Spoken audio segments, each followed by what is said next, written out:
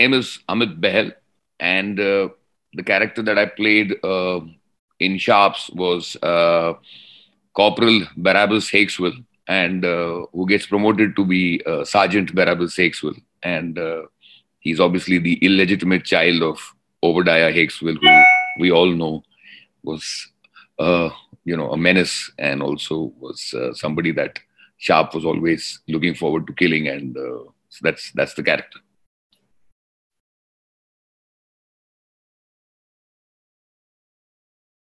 Well, it's very, very funny because John Hubbard, the casting director, came down from the United Kingdom to actually cast for the character of Lance Naik Singh, Subedar Pillai, and the Indian Maharani. So Lance Naik Singh was done by Jafri, who's obviously an Asian actor based in the United Kingdom, and Lance Naik's and Subedar Pillai was done by Rajesh Khattar, and Andana Sen played the Indian Maharani. They had not actually come to India to cast for Barabbas. They, I believe, already cast for a British actor, or I think an Anglo-Indian actor who's based out of England.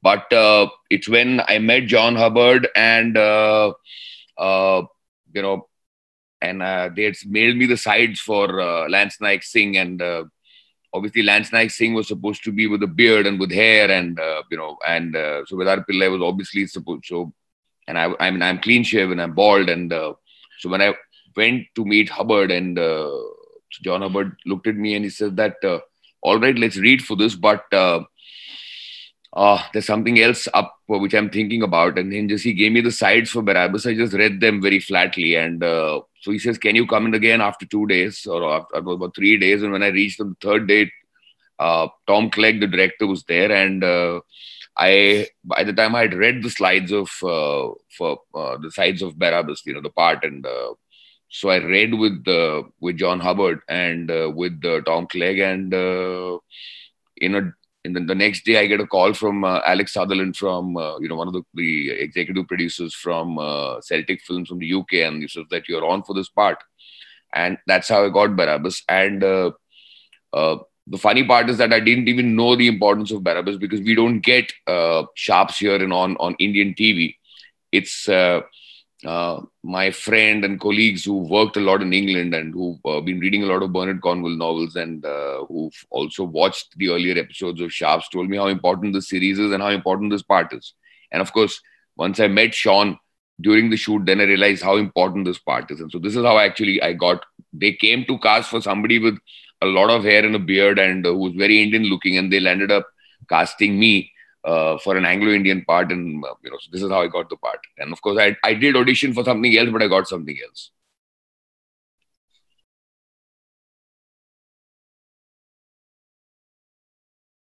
Because I mean, they had shot Sharp's Challenge 2 years prior to this in Rajasthan, in the northwest of India, and so this time we were shooting in two very exotic locations, Orcha and Khajuraho, and both of these are UNESCO heritage sites. They are, under the Archaeological Survey of India. They have a very old history, and the British crew came down in the summer months, wherein the summers in Orcha and Khajuraho were tough even for us as Indians, because the daytime temperatures were something like 47 degrees centigrades, anything between 43, 44 to 47 degrees temperature. But because we had forts over there, we had heritage temples. We have a lot of barren. See, if you can see in the photograph in your on your screen, when you see Sean and me, and you can see there's a lot of barren land and a lot of just a basic splattering of trees around all around. So they needed locations which did not have any Western structure. Also, the barrenness and the starkness of the Indian countryside, and these are right in the center of India. This is where we were shooting, or is exactly where is very close to where the Tropic of Cancer actually passes on. Okay, so this is right in the heartland. It's called Madhya Pradesh, which is central India, and it's in the peak summer months. And Khajuraho, we all know, is internationally famous because of the Kama Sutra.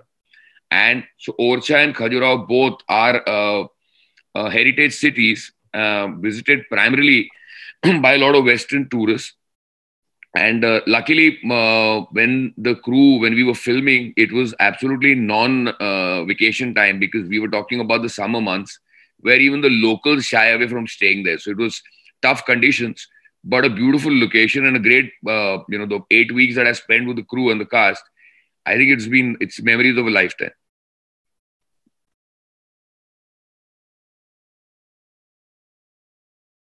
We all know that Pete Postlethwaite was Obadiah Hicksville, who was somebody who killed Sharp's wife and put Sharps to the lion, and he was this great villain and the very negative character. And so to discover his bastard son or his illegitimate child, who's supposed to be a deserter from the East India Company or the Queen's Army, and then he's accused of stealing and murdering and raping, which he hasn't actually, and then he lands up saving Sharps.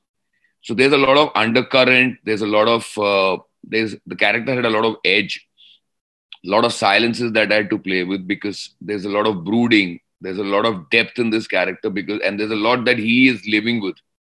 A, the burden of being an illegitimate child. B, he refuses to give a justification for his actions, and it's proved in the end that he had not, raped or murdered or plundered. And taking all the kind of battering, people who've seen the episode, the way, Sharp hits him and belts it out to him, and this guy doesn't say a single word. Then the silences. In fact, even in this scene when Sharp meet me for the first time and he keeps on insulting me and, basically exciting me and not reacting to anything. So playing a lot with silences, playing a lot with, brooding about his past, and also not unsure about where his life is going to be. But at the same time, he's very iron-willed, and he's, a person of substance. So that was, so I'd like, it was tough, exciting, nice. And of course, a lot of my acting was taken care of by, my great co-actor, Sean Bean, who's very cooperative, and, he guided me through, because in fact, he spent a lot of time with me in the first 3-4 days telling me about his relationship with Obadiah Hicksville and what was the past and stuff. And so it became quite a cakewalk for me to, do this after that.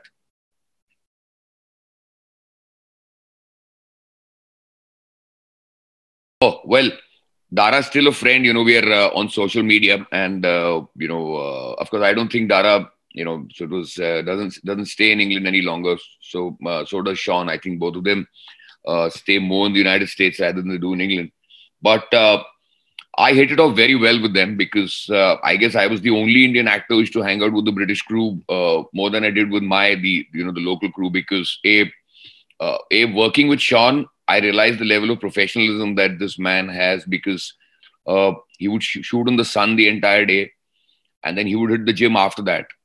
I would do otherwise. I'd wake up at about 4 in the morning, go to the gym or go for my run, and then go for my shoot. And then playing pool in the evening together, playing darts together, and then, doing a fish pond, and then, doing working throughout the day in the sun, doing these action scenes, intense scenes, and after that, bonding over a beer, and then, cooling off, and then we grew to be, because my son was still he was just born. He was about 7-8 months old, and it was so he learned to walk in the lobby of the hotel in Khajuraho. And then I remember Sean having spent a lot of time. He used to pick him up in his arms, and then, but yes, both of us exchanged a lot of notes on, different kinds of performance structure that we have in India and abroad. Then what is, and the internet and the OTT platforms and the streaming platforms is still not coming. But yes, we did talk a lot about Shakespeare. We did discuss a lot of, British cinema and British theatre, and then Indian cinema, Indian theatre. We did speak a lot. And Dara, of course, Dara was great, because, he's a happy-go-lucky man, and we got down talking about a lot of things, because both of them have Indian friends, and I have a lot of friends in England. So we used to, talk about anything from from Robin Hood to the Sherwood Forest to Stratford to Westminster Abbey to the East India Company to anything. So it was like 8 weeks when you're pitted against such bad weather. it's you become a family. So in fact, it was Michael Cochran or Raza Jafri or you know the entire cast.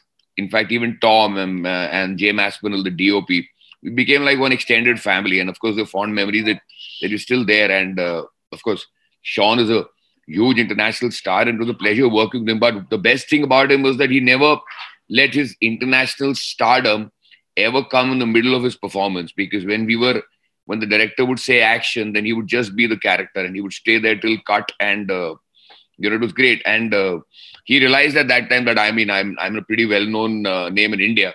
And so in Khajuraho, because there were a lot of people who used to mob me and follow me because of the locals. And so then it was also, in a way, mutual respect for each other as performers and our body of work. Yeah.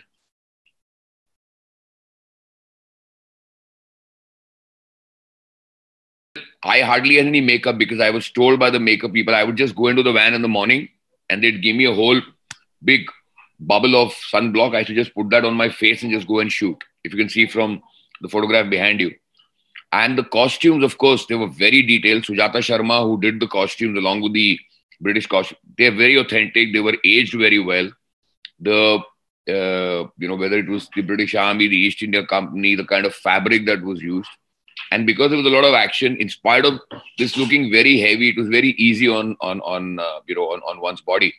And because that's very important, especially when in a drama like this, which requires a lot of action, in the period drama. And this, of course, we're talking about history. The costumes were comfortable. They were well researched. The makeup, obviously, I had nothing to do with it. And of course, hair is out of the question. And yes, the costumes, Sujata is a national. I mean, she's won awards for her costumes internationally and nationally. And I'd worked with her earlier. So that was one comfort factor. And those, because I had to ride the horse and stuff, so also it was the trousers were made in such a way that I didn't have difficulty in doing that. And especially because half of the episode, if you see, I've been chained and I've been walking around in the convoy, because they're taking me as a prisoner. And in that heat and sun, if the costumes were not comfortable, I guess I would have passed out or died, So they were very comfortable.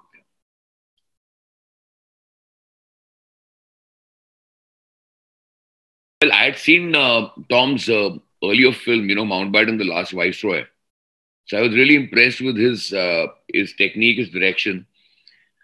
I thought Tom was like a child, a baby who's, he was, one couldn't imagine that he was, so old and he was 70 plus because he was full of energy since morning till the night. He was very patient with his actors, very patient with his technicians. The weather was not friendly, especially for people from England. He had researched the script completely. He knew the characters completely. I never felt that I'm working with such a senior technician. For me, it was just another young lad, who's just a fresh university graduate who's turned director. That was the youthfulness, his energy, his enthusiasm, which was so contagious. And it was wonderful. And he knew India. He knew India. He knew Indian history.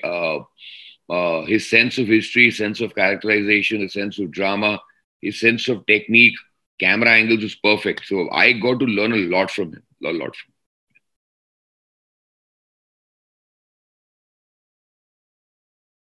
Well, it's memories and memories. I mean, I made Subedar Pillai, Rajesh Khattar, he's become a friend for lifetime. Nandana is the Indian Maharani, is in the US now, but she's also become a friend for life. Dara is friends with me. Charlie, Chucky Ween, who's also now big star in England. So Chucky is regularly in touch with me. So fond memories of, working out with Chucky and then working out with Sean. Then remembering Sean giving me this whole big box of protein shakes, which he, just on the last day just dumped onto me and said that, Amit, this is for you.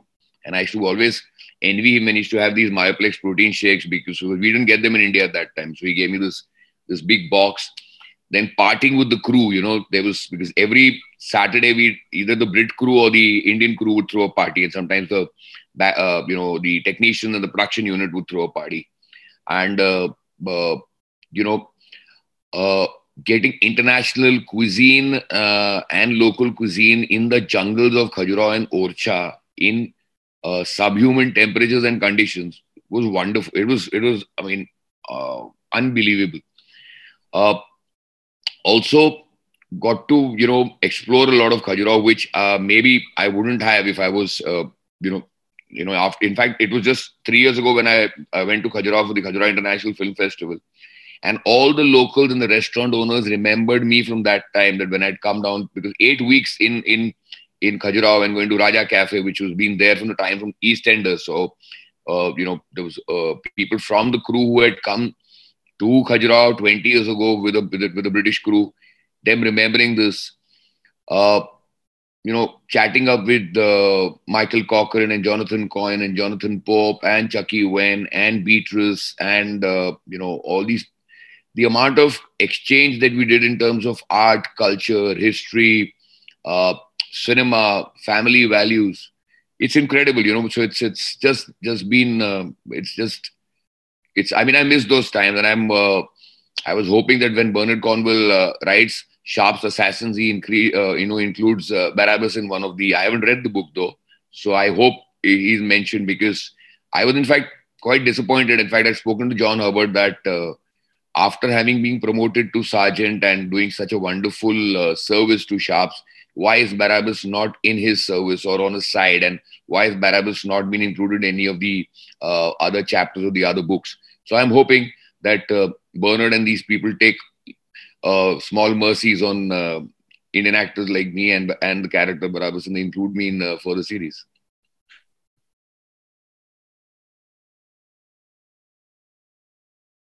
I mean, the pleasure is entirely mine. It's just talking to you is reliving memories, because 2008 is when we shot, and of course the premiere was also in 2008 December, around this time, around Christmas, and yes, I mean, uh, after once you when you mentioned on Twitter, and it was just bringing back these really really fond memories of a wonderful time that I had, and I'm hoping that these collaborations happen again, and I can become a part of any one more of Sharps. I don't know if Sean is agreeing to do another, because, or will he have the energy to do another Sharps, because it does take a lot of physical time and physical pressure for him, because of the kind of character that Sharp is.